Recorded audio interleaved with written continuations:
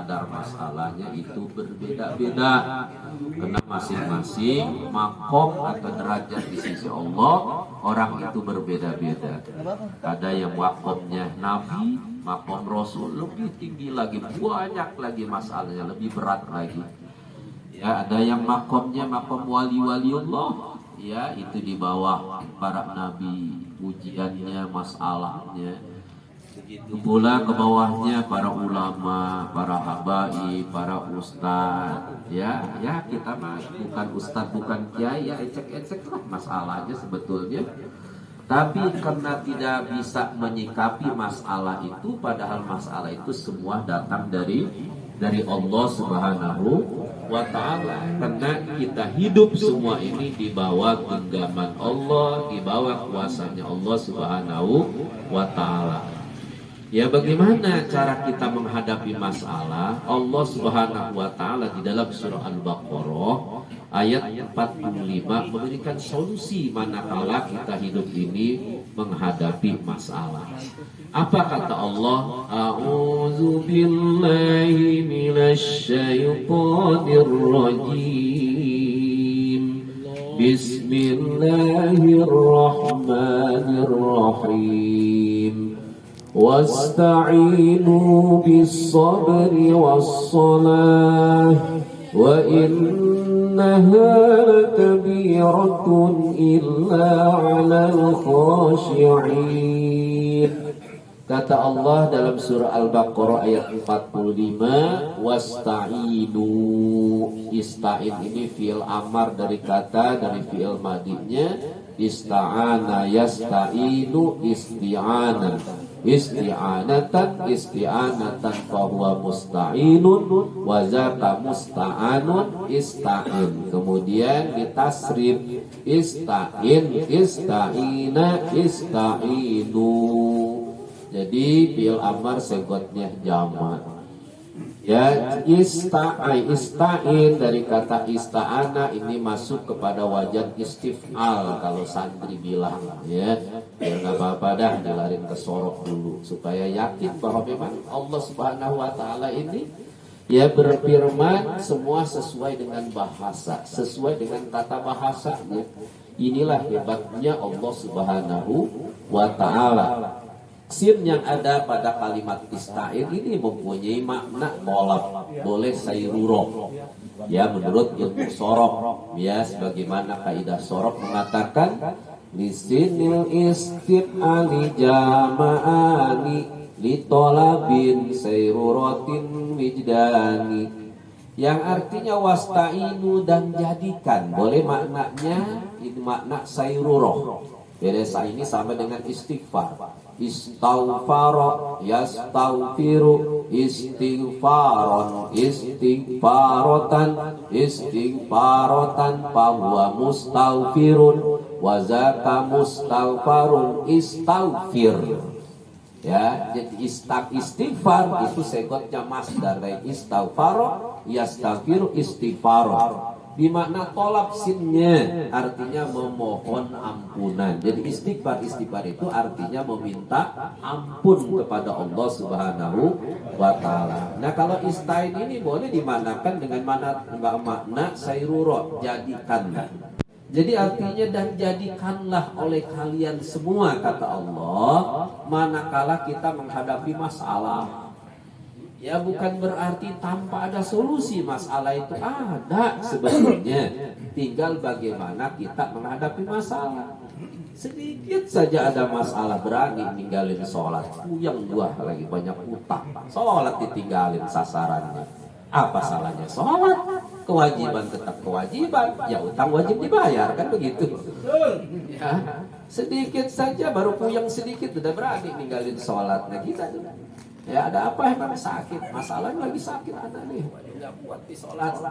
Ya, nah sayang namanya kewajiban kepada Allah itu, ya mau ke dalam keadaan sakit atau tidak, tetap kita berkewajiban untuk melaksanakannya. Makanya kata Allah, manakala diberikan masalah oleh Allah, wasta'inu, jadikanlah pertolongan oleh kalian semua manakala menghadapi masalah. Dengan apa? Pertama kata Allah, bisobri, dengan sabar. kita hadapi masalah itu rasional, jangan emosional. Sabar dulu, kita pikirin dulu jalan keluarnya. Apa itu sabar? Ulama-ulama tafsir ya di dalam tafsir As-Sawi, sarah dari tafsir Jalalain, ulama mendefinisikan sabar itu adalah habsun nafsi minal ammarah, menahan diri kita dari emosional. Jadi sabar, kita harus rasional, jangan emosi dulu. Ya, jangan sedikit-sedikit emosi, sedikit-sedikit emosi, nggak ada habisnya, cepet tua. Ya, orang marah mulu, ngambek mulu. Ya, ini maaf, biasanya wadon biasanya yang cepat marah. Kurang belanja ngambek. Suami terlambat pulang habis kerja ngambek. Ya, abang ini lambat bu, kemarin lambat, sekarang terlambat. Jangan-jangan abang mampir di rumah janda sebelah. Macam-macam. Belum lagi omongan lagi orang Betawi kenyi. Ya, kata MJ itu ada Betawi kenyal, ada Betawi kenyi. Kalau Betawi kenyal sih abang pulang terlambat. Udah bang, barangkali sekarang zaman macet, nggak apa-apa, udah. Ya, udah istirahat dulu, ntar mandi, makan. Itu namanya Betawi kenyal. Tapi kalau Betawi kenyi kata MJ, lambat dulu pulangnya. Dasar suami anjing lu, bangke lu, wow. Ya, udah penghuni kebun binatang di absen semua. Itu Betawi kenyi namanya kata MJ bilang. Beda dengan yang kenyal tadi. Nggak semua aja Betawi begitu, enggak. Saya juga orang Betawi ya, asli keturunan saya banyak dari Ciledug, Betawi Ora ya. Masya Allah. Jadi sabar dulu, gak usah emosi dulu, sabar dulu. Kita hadapi dulu cara ya dengan apa, dingin, dengan rasional, ya bisobri wassalam. Nah kemudian sabar ini kata Rasulullah terbagi 3. Ya, ini dalam rangka kaitannya kita hidup, ya, mengarungi hidup dan kehidupan dunia ini. Supaya sabar ini memberikan solusi nantinya yang terbaik tentunya. Apa kata Rasulullah? Yang pertama, sabrun ala ta'ah, sabar kita ketika melaksanakan taat kepada Allah. Ya, jangan sampai kita protes kepada Allah baru 2 zuhur, udah asar baik. Ya boleh jadi baru saya habis sholat asar udah maghrib aja. Ya boleh jadi baru kita zuhur udah asar. Ya zuhurnya jam 3 baru zuhur. Coba kalau zuhur jadi awal waktu, kan lama tuh jedahnya. Betul atau betul? Barusan saya habis sholat asar udah maghrib, baiklah. Ya maghribnya 5:30, asarnya 5:30, boleh juga. Ya Allah, seharusnya di awal waktu, seharusnya kan gairah kita ibadah ngaji supaya gairah. Pengen gak dikasih doanya nih mas saya nih? Ya, saya setiap hari ngaji loh. Saya berangkat ke sini tadi ngaji dulu sama santri, ngaji dulu. Ya, kemarin itu berapa tempat, ya. Aja nanti ntar pulang nih mau besok jam 9 udah berangkat lagi khotib Jumat. Khotib Jumatnya jauh lah kebenaran nih. Ya kebenaran di perumahan di Masjid Al Marwah, perumahan Japos Ciledug sana. Lumayan. Lumayan. Masya Allah, pengen gak nih diajarin supaya kita semangat terus ibadah kepada Allah. Mungkin kita masih hidup, mau gak? Ini jarang saya ijazahin nih.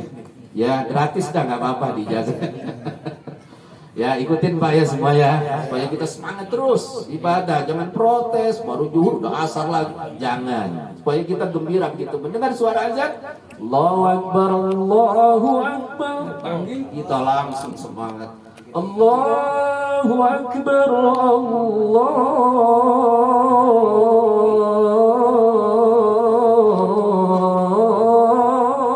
Akbar, cepet semangat kita wudu.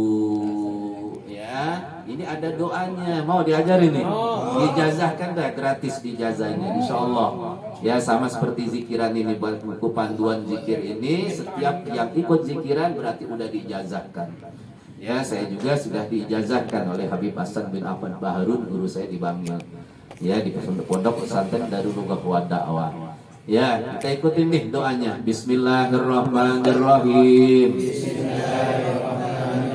Yang semangat. Bismillahirrahmanirrahim. Allahumma aksakan. Allahumma paksakeun yang Sunda. Allahumma paksaake. Orang Jawa. Udah itu aja tuh baca doanya tuh habis sholat. Allahumma paksakeun, Allahumma paksakan, Allahumma paksakeun, Allahumma paksakeun. Terus Allahumma paksakan, Allahumma paksakeun, Allahumma paksakeun. Insyaallah manfaat. Ya, seolah-olah kita lagi lawan setan. Kurang ajar nih setan nih. Gua mau wudu semangat tuh. Allahumma paksakan. Itu kenapa? Karena sekarang kalau dipaksain ibadah berat. Betul atau betul? Apalagi istri kita itu kalau udah nonton sinetron, padahal belum sholat isya. Waduh, di TV depan TV itu sinetron lagi rame ke sinetron. Isya belum. Iya. Sinetron enggak? Ya di HP, liatin HP. Ya enggak? Masya Allah. Ya, itu ujiannya besar, apalagi kita nih yang sering di jalan. Aduh, kalau minggu pagi itu saya kalau ngisi pengajian minggu pagi itu kadang-kadang ke Perumnas saya ngisi minggu pagi itu jam 3 udah berangkat. Ya harus subuh di sana di Perumnas. Masya Allah, pulangnya itu pagi-pagi, ya Allah. Jadi gairah sih, kalian yang tadinya ngantuk jadi gairah. Di depan Giant dulu Maniporis ini di depan Giant. Masya Allah itu bulat-bulat ibu-ibu tuh. Pada senam poco-poco, senam aerobik, ya Allah. Ya, masih mending kalau yang anak 1, anak 2 masih kencang ya Pak ya. Iya masih mendingan itu dah tuh. Kalau anak 1, anak 2 tuh, ya kita pura-pura lambat.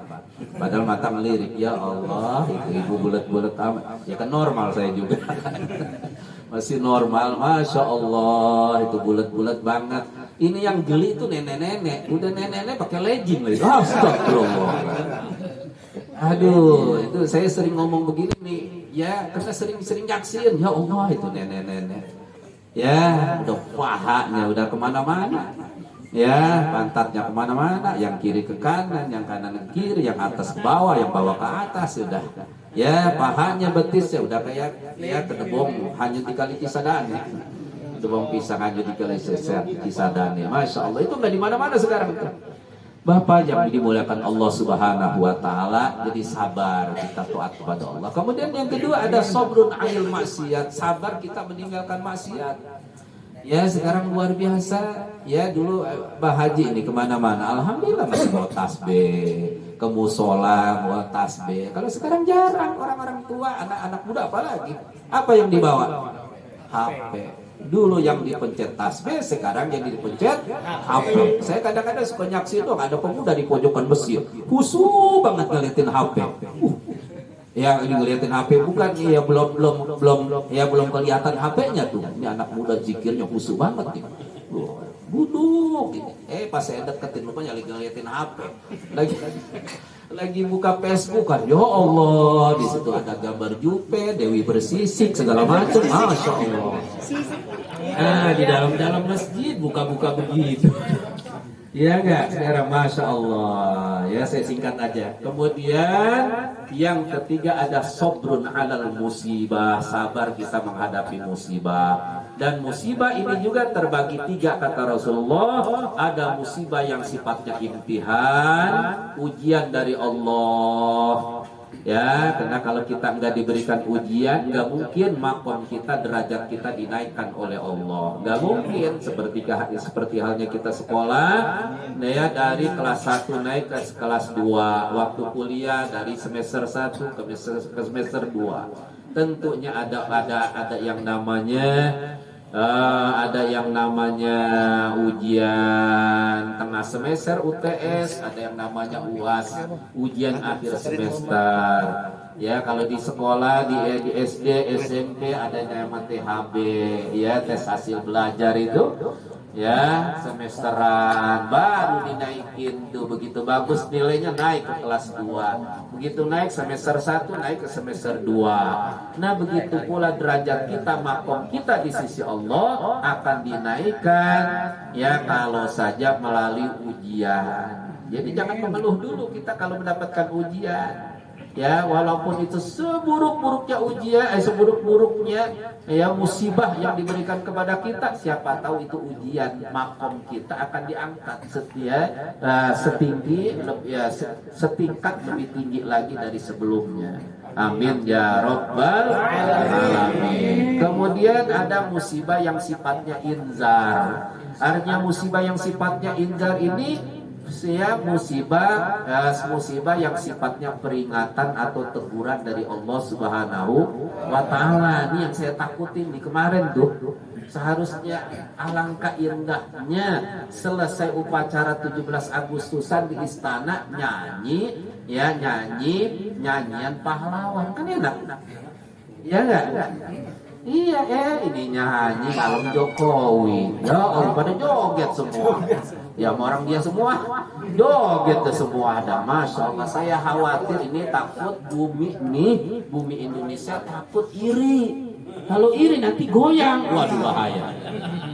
Dulu banyak yang tripping yang minum di mana-mana itu dulu tuh. Ya itu serentak di kota, di kampung-kampung. Tripping biasanya orang tripping suka muntah-muntah. Akhirnya kata tanah Sidoarjo, Lapindo, gua juga bisa muntah kayak lu. Bukan lu aja bisa muntah, gua juga bisa. Akhirnya keluar lumpur tuh Lapindo. Ini takut juga ini, soalnya ini ditonton oleh seluruh rakyat Indonesia, mungkin bahkan dunia. Nah di sana banyak wartawan dari luar negeri pada joget, jenderalnya joget. Lupa tuh utang triliunan. Masya Allah, dari kena jogetan. Lupa minyak goreng mahal, rakyat menderita, betul atau betul? BBM nih ntar lagi mau dinaikin lagi nih 30%. Mau dicekek emang rakyat, Masya Allah. Ente enak joget-jogetan. Kalau kami ini mikirin sembako segala macam, betul atau betul? Dia goyang, Masya Allah. Dihargai lagi itu yang nyanyinya. Kenapa Musa dulu yang juara MTQ, juara tilawah di Mesir kalau nggak salah, ya hafiz Quran. Kenapa nggak dihargai? Justru itu yang lebih baik, hafiz Quran dikenal oleh dunia. Ini cuma nyanyi begitu doang, dihargai itu sama Erick Thohir sampai kuliah beasiswa. Masya Allah, bagaimana Indonesia ini akan baik? Ya alangkah baiknya kalau saja mungkin zikiran. Kalau zikiran mungkin terlalu khusus untuk orang Islam umum. Ya paling nggak ya nyanyian pahlawan begitu kan, nyanyi perjuangan kan lebih elok daripada nyanyi joget-joget begitu.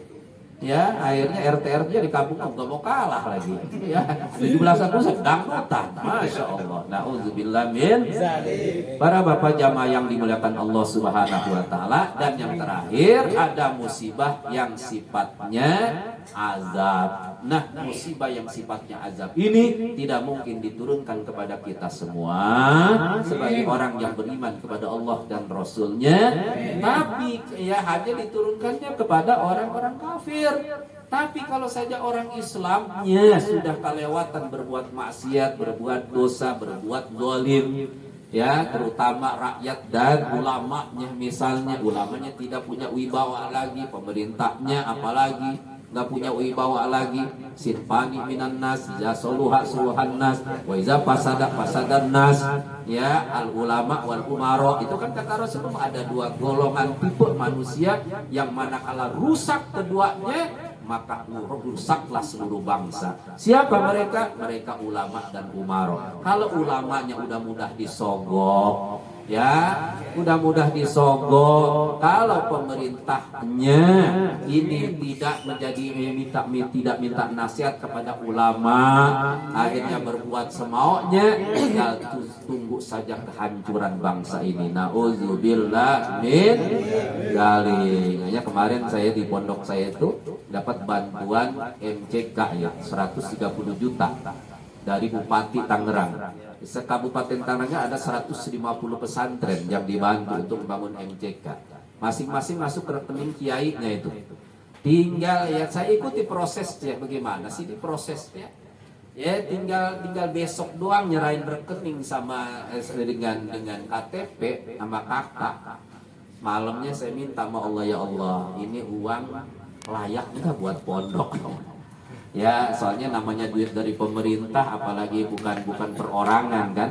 Kalau bupatinya datang ke saya nih, saya sedekah, saya terima. Kenapa? Dia orang Islam juga, individu namanya. Kalau ini atas nama pemerintah, di situ ada duit, ya pajak dari bir, ada pajak dari diskotik, kan subhat gitu ya. Subhat, akhirnya begitu minta sama Allah dikasih isyaratnya, jangan diterima, jangan. Ya nggak maslahat. Akhirnya paginya saya WA aja tuh fasilitatornya dari kabupaten. Kaget dia. Orang-orang pada nyariin duit ini. Ustadz malah ditinggalin. Bingung juga dia. Ya saya khawatir nantinya ke santri berpengaruh. Karena yang dicari kalau pesantren yang salafiyah itu akhirat. Kalau pesantrennya ada sekolahnya, dia mah nggak dibantu juga, duitnya udah banyak. Ya, kenapa? Karena santrinya pada bayaran 1 juta, 2 juta sebulannya. Kalau saya malah gratis. Ya, gratis. Yang dituju adalah akhirat. Birokrasinya langsung dengan Allah, bukan dengan manusia. Kalau pesantrennya ada sekolahnya kan dengan manusia, mikirin dana bos, buat laporan itu. Tapi kalau saya laporannya kepada Allah, makanya harus bersih. Ya, pondoknya juga dari uang-uang yang haram dan uang-uang yang subhat. Bapak-bapak jamaah yang dimuliakan Allah, ya, kemudian kata Allah berikutnya ketika kita menghadapi masalah, di samping sabar, saya singkat saja, sholat. Jangan ditinggalin. Tidak dikatakan orang yang sabar kalau enggak sholat. Kenapa? Karena sholat sebagai barometer seorang muslim. Dari sholatlah nanti kita akan menemukan solusi dari Allah Subhanahu wa Ta'ala. Kenapa? Karena orang yang sholat itu tenang hatinya. Orang yang berzikir tenang hatinya.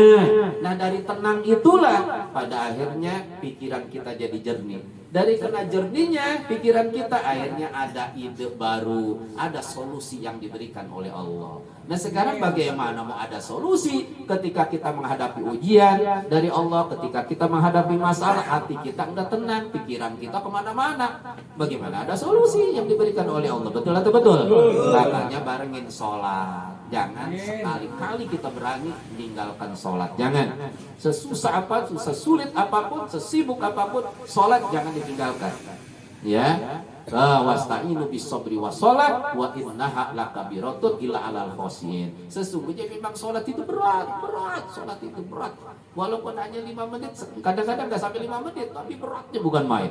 Kita pulang kerja aja dari Jakarta, ya, dan Sudirman misalnya kita kerja bawa motor, ya terdengar suara azan, Allahu Akbar, Allahu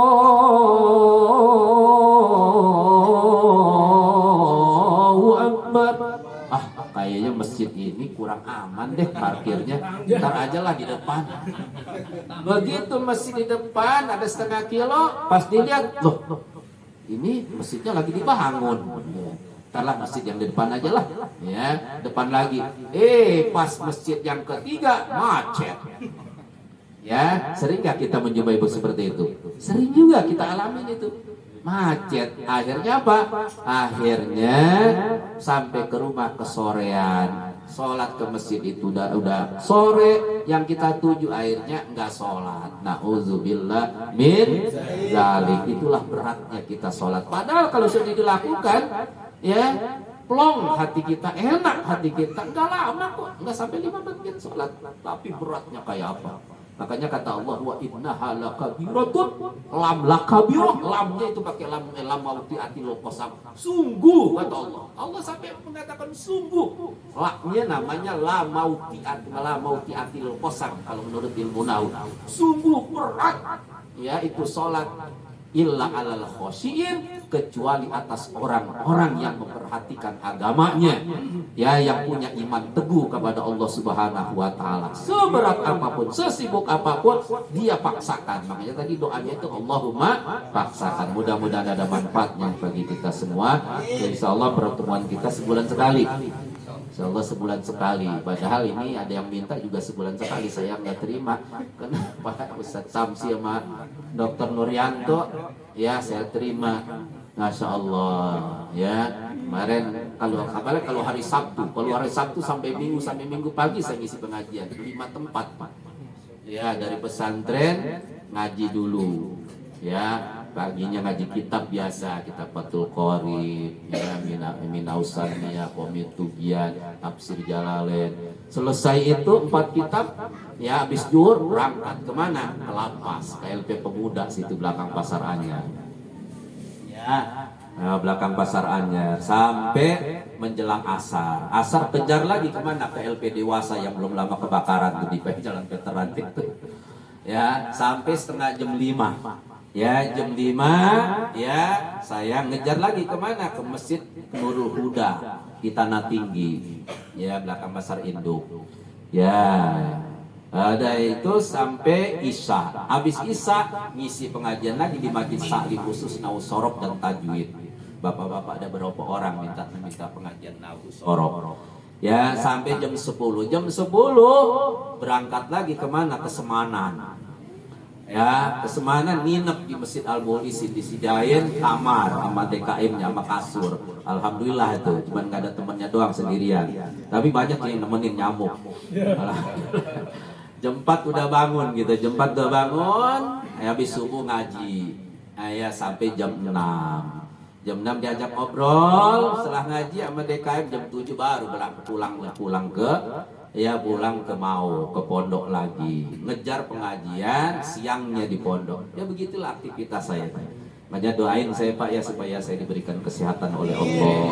Bapak-bapak juga saya doain semua sebulan sekali kita ketemu, mudah-mudahan iman kita meningkat di sisi Allah. Kita bisa istiqomah beribadah kepada Allah, diberikan hidup kita ini keberkahan oleh Allah, tidak disulitin ekonomi kita, anak-anak kita yang sedang sekolah, yang sedang pesantren, menuntut ilmu, mudah-mudahan mereka semua cita-citanya dikabulkan oleh Allah Subhanahu wa taala. Mungkin anak-anak kita ada yang cita-citanya jadi dokter juga kayak Dokter Nuryanto, mungkin ada yang ingin jadi pemborong jalan atau sebagainya, misalnya ST ya, sarjana teknik dan sebagainya. Mudah-mudahan dikabulkan oleh Allah Subhanahu wa taala. Demikian, subhanakallahumma wa bihamdika asyhadu an la ilaha illa anta astaghfiruka wa atubu ilaik. Billahi taufiq wal hidayah. Assalamualaikum warahmatullahi wabarakatuh.